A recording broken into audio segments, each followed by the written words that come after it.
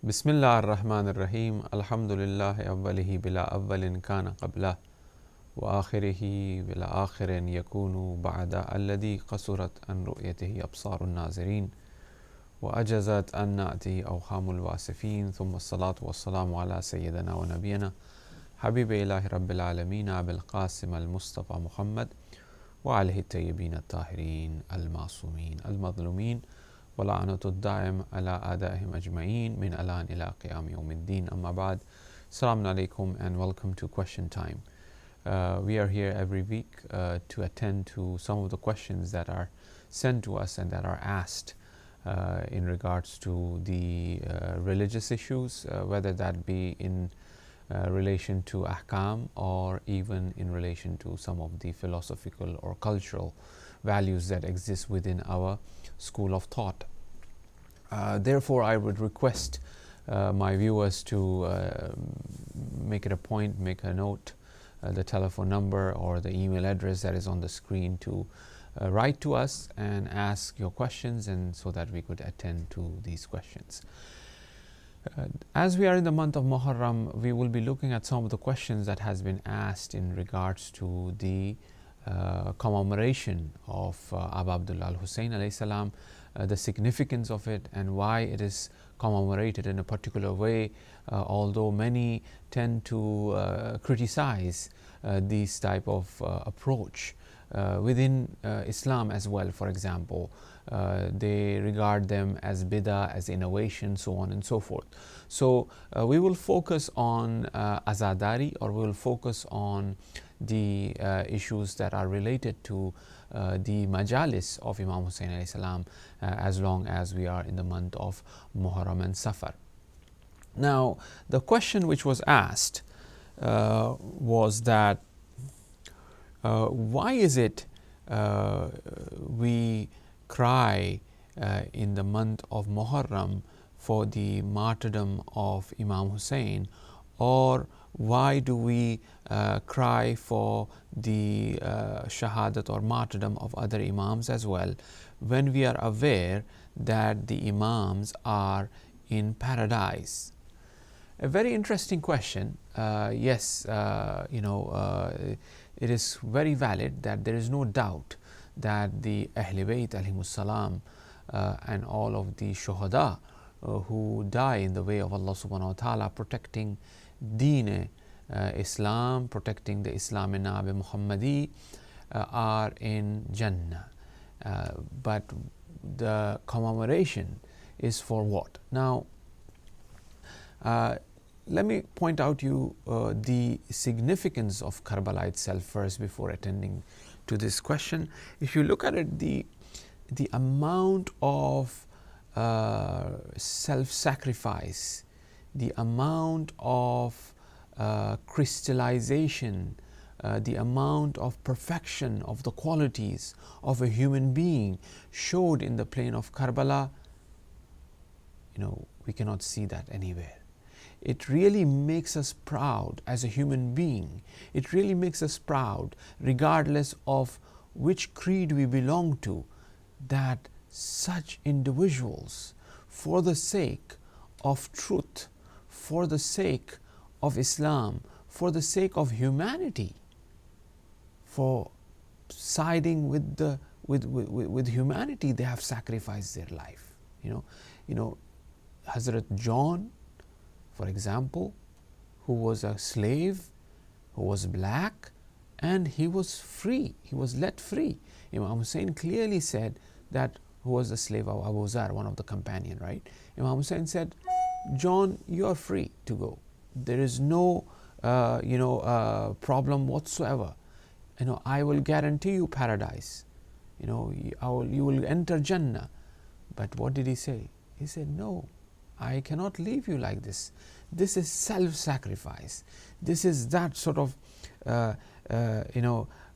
in-depth understanding of what is haq and what is batil. It is not that I want to save life and enter paradise, which he could have done. Or, for example, if you look at Hazrat Wahab, who was a Christian, till that last minute and last second, he joined Imam Hussein, and Imam Hussein said that this is not of yours. There is no question. You came up until here. You are here now. You have a family. You have a mother. You have a wife, right? So you can go. And you are a Christian on the other hand. He says in return that if it be so that this pronouncement of Shahada will allow me to sacrifice myself for these principles, for the principles of Haqq, for the principle of truth, I am ready and willing to pronounce the Shahada, Ashhadu an la ilaha illallah wa ashhadu anna Muhammadan Rasulullah. Right? At that moment. So the principle of Haqq, the principle, following the principle of Haqq, following the truth in a life of a Christian, brought him to that manifestation, to that reflection of Haqq, which is Imam Hussein. And then Imam Hussein says, this is it. He says, okay, if this is the case, fine. And on the other hand, if you look at the resolve of the mother after the sacrifice, are you ready, my mother? He says, no, I'm not ready till you give your life in the way of God. Then he returns back, right? And then look at the wife, where she says that, will you guarantee you, O grandson of the Prophet, that Wahab will not enter paradise and will wait for me? Imam Hussein says, yes, you two will go together in paradise. But Wahab's wife doesn't know what Hussein is seeing. Wahab's wife doesn't know what Hussein is trying to, teach her here. Wahab's wife says, okay. And she was the only woman who was martyred, who became shaheed on the day of Ashura. Wahab and Wahab's wife, they enter Jannah together. This is the Imam. So the story of Karbala and the tears that are shed, the commemoration that is there, for that.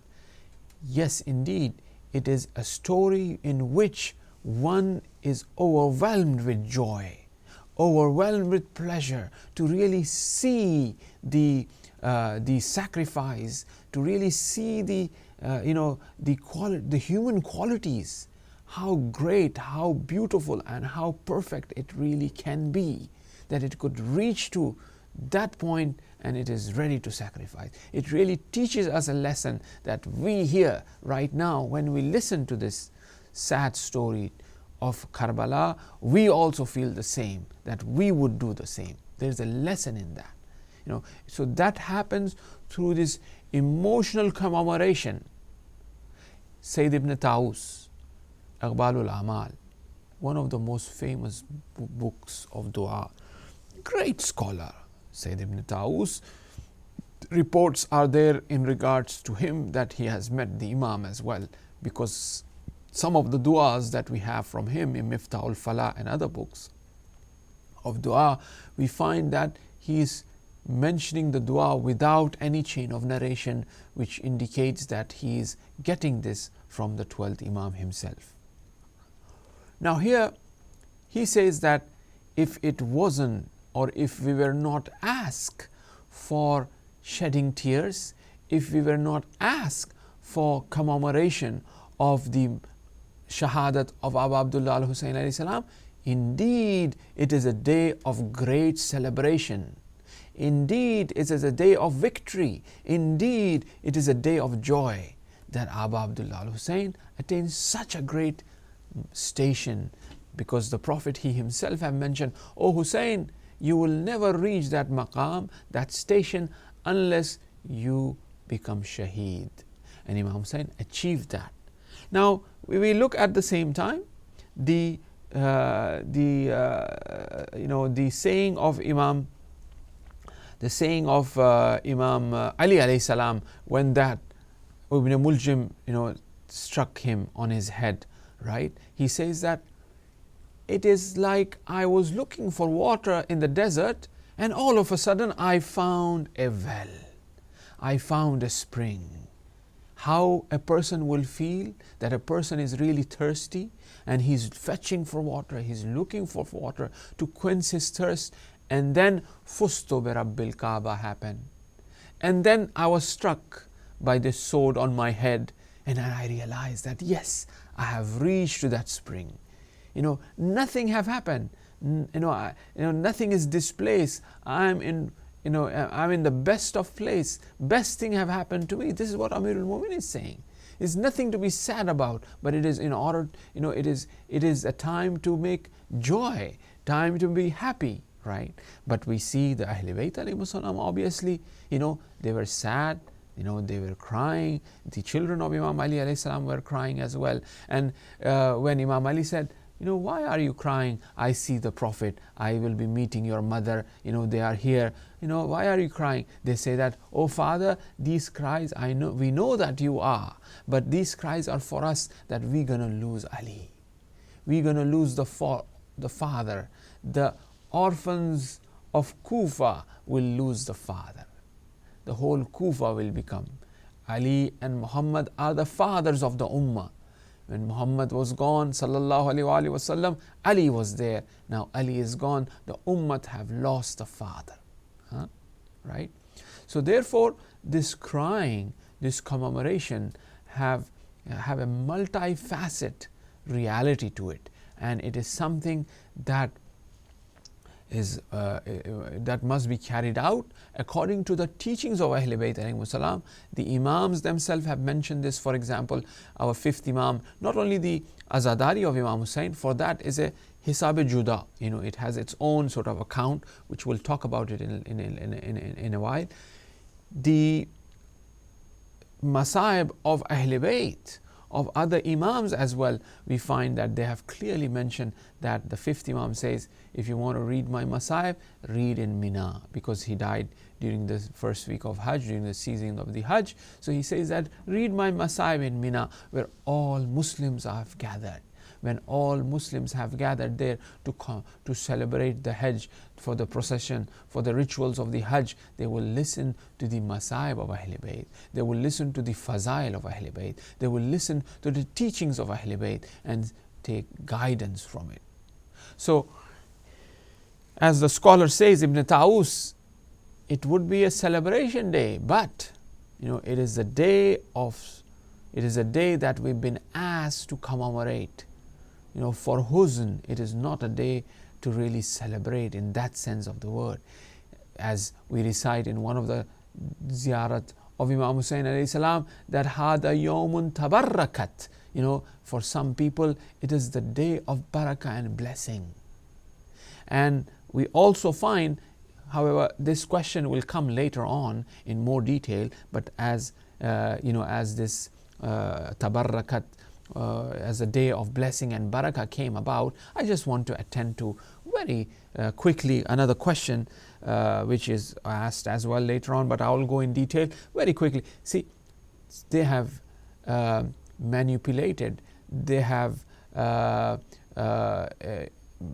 made false claims and hadiths that the day of Ashura is the day on which Hazrat Adam was forgiven.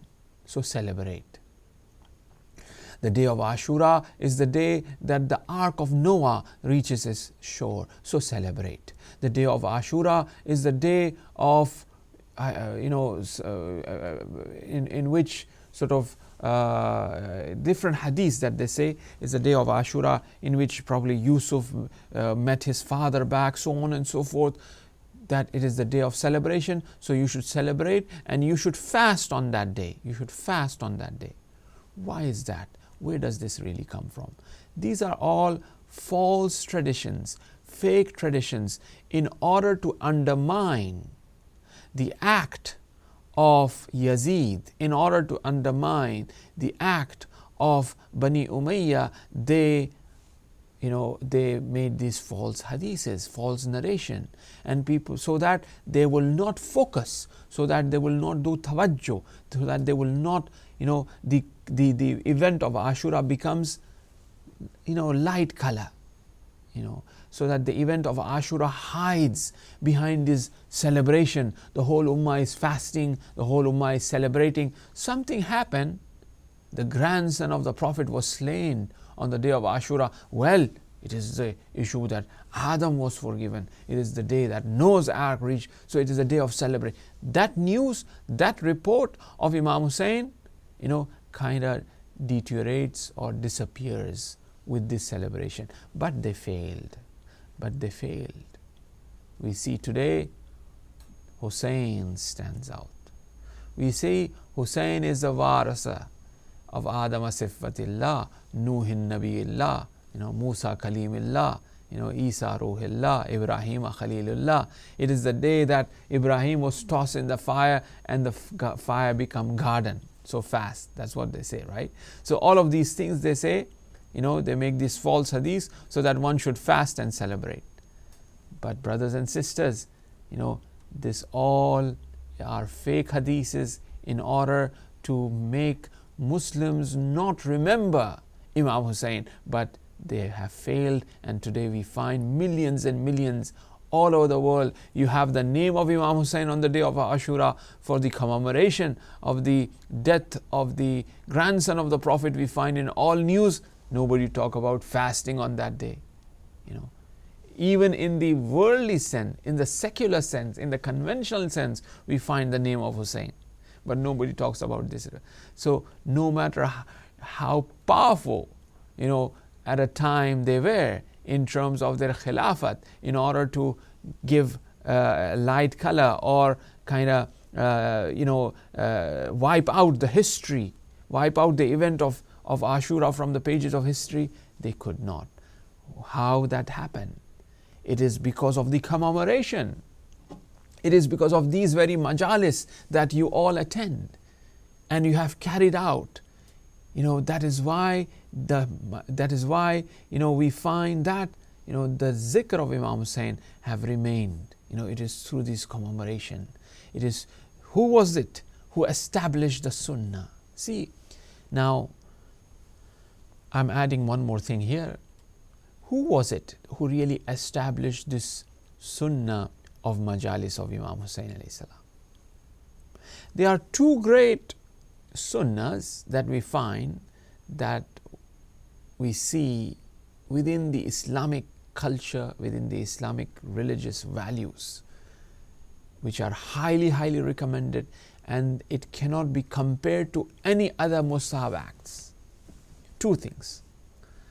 And both of them, the establishment of this sunnah, both of them are women. The sunnah of reciting tasbih after salat, which is known as, tasbihatu Fatimatu Zahra Salamullah alayha, it is her sunnah, it is after her name, whose reward is multiplied to 1,000 times that you have prayed, or reciting of the tasbih after salat is equivalent to reciting 1,000 rakat of prayer. One tasbih, 1,000 rakat of sunnah prayer, where one tasbih of Fatima, where, right? Imam Sadiq alayhi salam, the founder of the Jafari school, the teacher of Abu Hanifa and others, Shafi'i, Maliki, Hanbal and all. For me, tasbih of Fatimatu Zahra Salamullah alayha is more preferable than praying 1,000 rakat of prayer.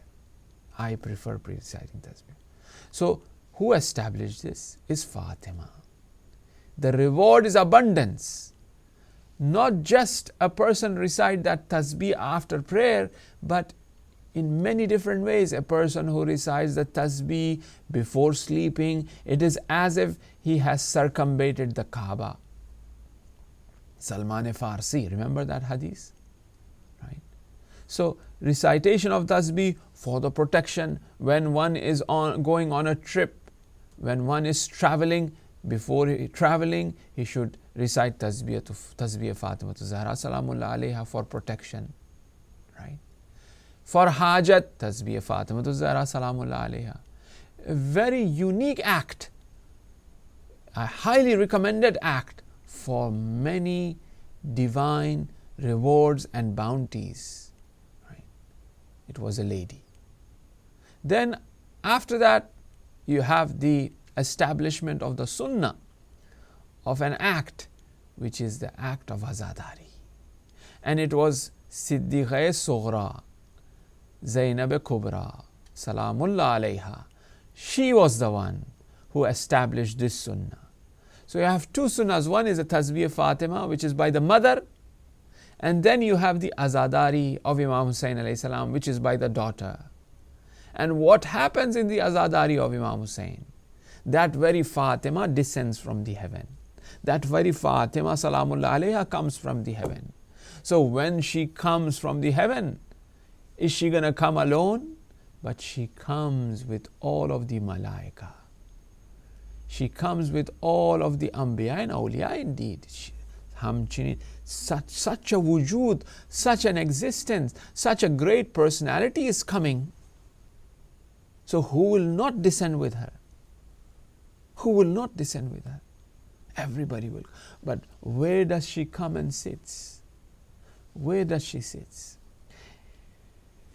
Imam Sadiq alayhi salam mentions that he had cancelled a lesson for the majlis of Imam Hussain alayhi salam, and one of his students was passing by and he saw that mimbar is there, pulpit is there, somebody else is reciting the majlis, and he was passing by and he saw Imam Sadiq alayhi salam is not giving a lesson.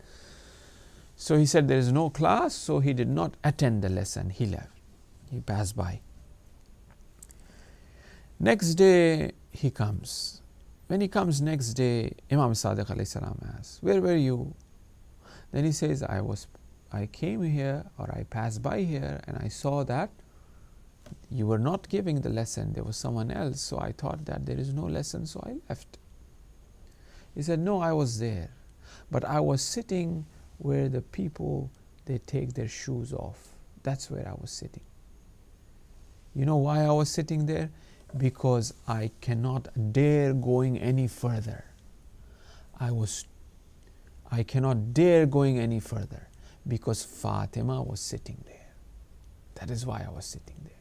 So she comes to these majalis of Imam Hussain alayhi salam to really shed those tears, to really bring that barakah and blessing, right? So the reason why we cry, we commemorate, one of the reasons, and there are other reasons which I will give you as well, is for that we've been asked by the Ahl Bayt alayhimus salam, number one, and number two, we said that naturally, it is when we look at this story, this sad story, this tragic story of Karbala, automatically the hearts are filled with tears. A 6-month-old babe who wasn't allowed a spoon of water. A individual great and strong who was not given the permission to go for the battle, but to go fetch some water for the children of Hussein. When he goes there, he takes the water and he realizes that his brother, he realizes that his master, he realizes that the children are thirsty, he leaves it. Where can we find this? And he was slain in that fashion. It is a sorrow event indeed, and it requires, and automatically a person is moved. It is a tabiyat in the nature, apart from being asked for. And then we'll look at other reasons of the majalis and crying and matam for the grandson of the Prophet right after this short break. Thank you very much, and we'll be right back.